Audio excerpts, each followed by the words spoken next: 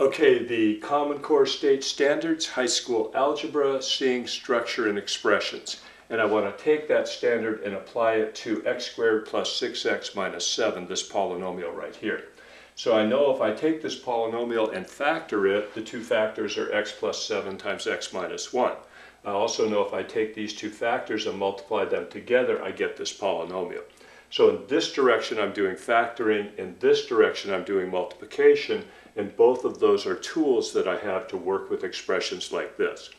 So what do? I practice the tools a lot so that I start to see relationships between the expressions we start with and the expressions we end up with. In particular, when I start multiplying two binomials that are exactly the same, like x plus 3 times x plus 3, which is x plus 3 quantity squared, I get this expression. And after doing this for a while, I start to see a relationship between this number right here and this coefficient of x here and this constant term. Once I see that relationship, then I come back to a polynomial like this, and I look at it and I say, oh, x squared plus 6x, that looks like the first two terms in this. So what I'm going to do is just kind of isolate those two terms together and put the other term outside here. Then I say, well, x squared plus 6x, if I wrote that as, or if I added a 9 to that, then this would be the same as this expression, so I could write it this way. But I don't want to change the value of this expression right here, so because I have added 9 inside here, I'm going to subtract 9 outside here. Now I've added 0 to this expression, so I haven't changed its value, but now I can write it this way. X plus 3 quantity squared minus 16. So now I have another equivalent form of my original polynomial and another tool that I can use called completing the square.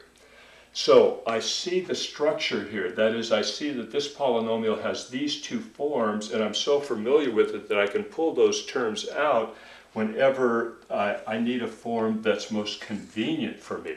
So depending on what the problem is, I choose the form that's most convenient. So let me give you an example. Suppose we're working a problem in mathematics that says graph x squared plus 6x minus 7.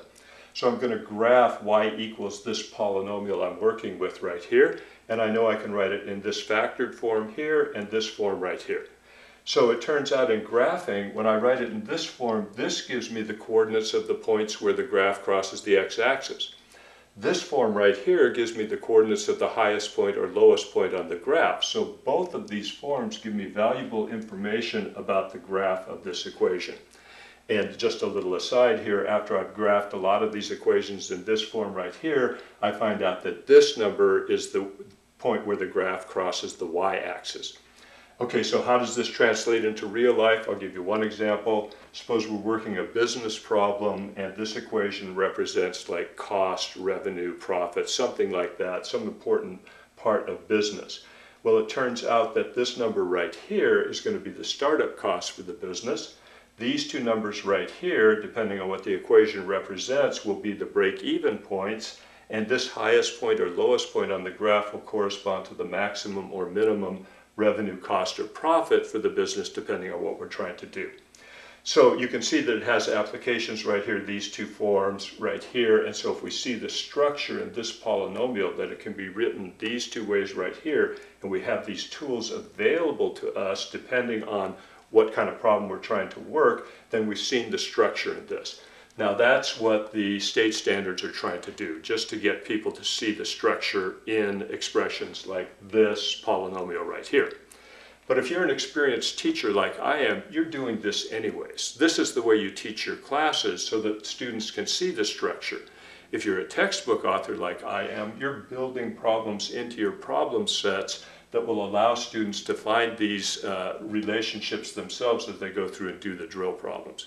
So what's the purpose of the standards? Well, the purpose of the standards really is just to get everything on an equal basis so that all people that are teaching polynomials, factoring, and multiplication like this are doing it from a structured point of view so that all students that take these classes get that same kind of perspective on this. So we have some other videos coming up on the Common Core standards. One in particular, we're going to talk about what should parents do. What if you're a parent and your child's bringing these problems home that are based on the standards and it's kind of confusing? What should the parent do? So stay tuned. We have more videos coming up.